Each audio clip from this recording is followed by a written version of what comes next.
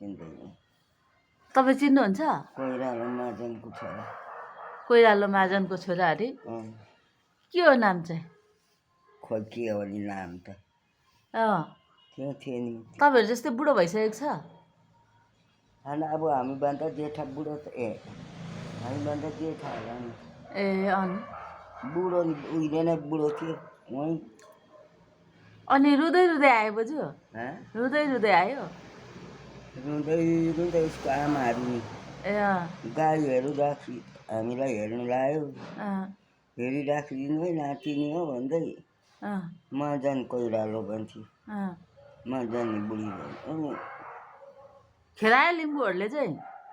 राई लिम्बू पर 5 थर 6 थरको आएर जम्मै खेद्यो नि। हाम्रोमा त धेरै थियो नि त। साँगो गाउँ त बाहुनमा त एकपट्टि चाहिँ खर्लाप्पा यसरी बाहुन एउटा डाँडादेखि उता यता हामी लिम्बू 4 माना 4 हात कपडा दिँदा 1 पाथी कोदो दिन्थ्यो। अनि तान बुन्दै हाम्रो छ्यामाहरू सिरेको आमा डम्बरेको आमाहरू जाँड पकाएर बेच्थ्यो।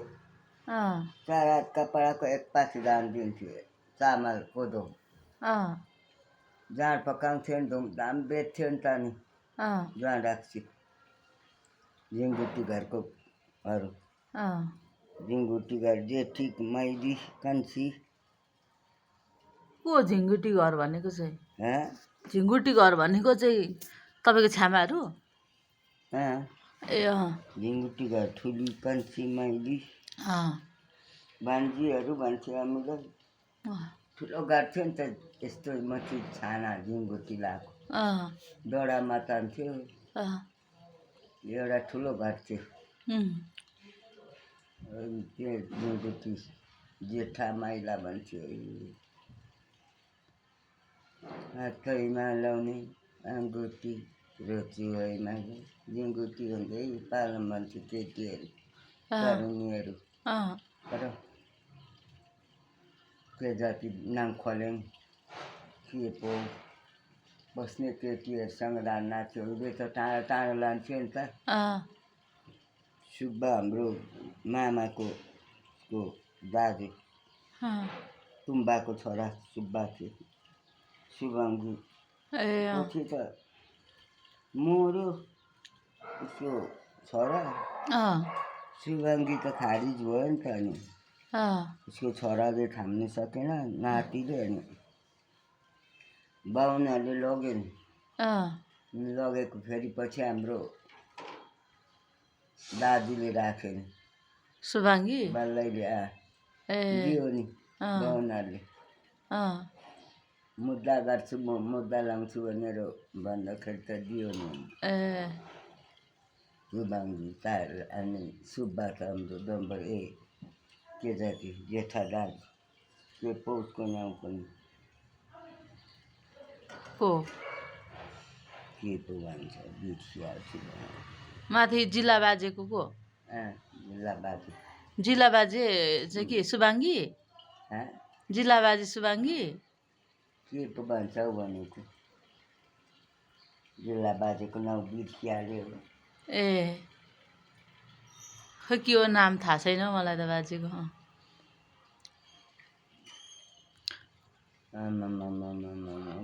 अनि बाहुनहरूलाई चाहिँ खेदायो नि? बाहुनहरूले त खेदायो त नि। साँगोदेखि सबै पर पर पर पर हाम्पाङ छ्याङ्पाङ पर पर कहाँदेखि आयो। हामी त अब विदेशदेखि आएर पो खेदेको होला भनेर भाँडाकुँडा लुकाउनुको हैरान हाम्रो दिदीहरू चाहिँ। सेरेको आमा डम्बरेको आमा हाम्रो छ्यामा थियो नि एउटा राडी। बुढा जाने बित्तिकै मरेको।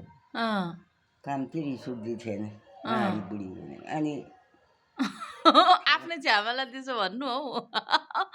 अनि त्यहाँदेखि त खेद्यो। लुकाउनुको हैरान भाँडाकुँडा यत्रो यत्रो खानेकुरा यत्रो यत्रो फौसीहरू। अनि तपाईँले चाहिँ लुकाउनु भएन बोजू?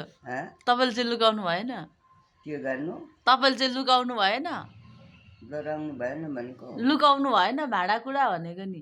हामी त अब केटी ठुङ्का त लुकाउँछ त नि।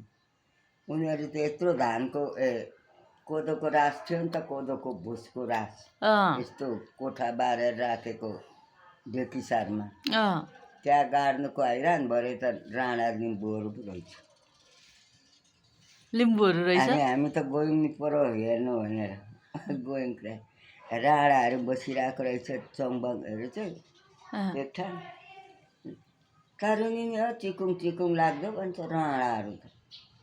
अनि हाम्रो दिदीलाई आएर क्याप्टेनले आएर त्यसो भन्दै थियो, दिदी छिप्रे साइला भन्थ्यो, छिप्रे माइला भन्थ्यो, त्यो अनुहारमा सबै ठुलो खटिरा निस्किएको थियो। अनि त्यसो भन्दै थियो, त्यो छिप्रे माइल दाजु त भनेको राणाको मुख चेताइदिन्छु म, राणाको मुख चेताइदिन्छु। त्यो बहिनीहरूको छेउमा के भनेछ भने 3-4 दिन चाहिँ भेटेर अब मार्छ, अब क्याप्टेनले मार्छ, अब कसले केटीहरूले कहाँ सुनेछ भनेर तेरो अनेक भन्छस् छडा भनेर करायो नि क्याप्टेनले। जाने कहाँ सुनेछ केटीहरूले चाहिँ छ्या अब मार्छ हौ दिदीले भन्दै। कारुनीहरू नि हो चिकुङ चिकुङ लाग्दो भन्छ राणाको। सबै भेला भएर बसेको रहेछ नि त्यहाँ। के त्यो बाहुन खेदाउनु, बाहुनहरूलाई खेदाउनु, खेदाउँदा खेदाइ गरेपछि नि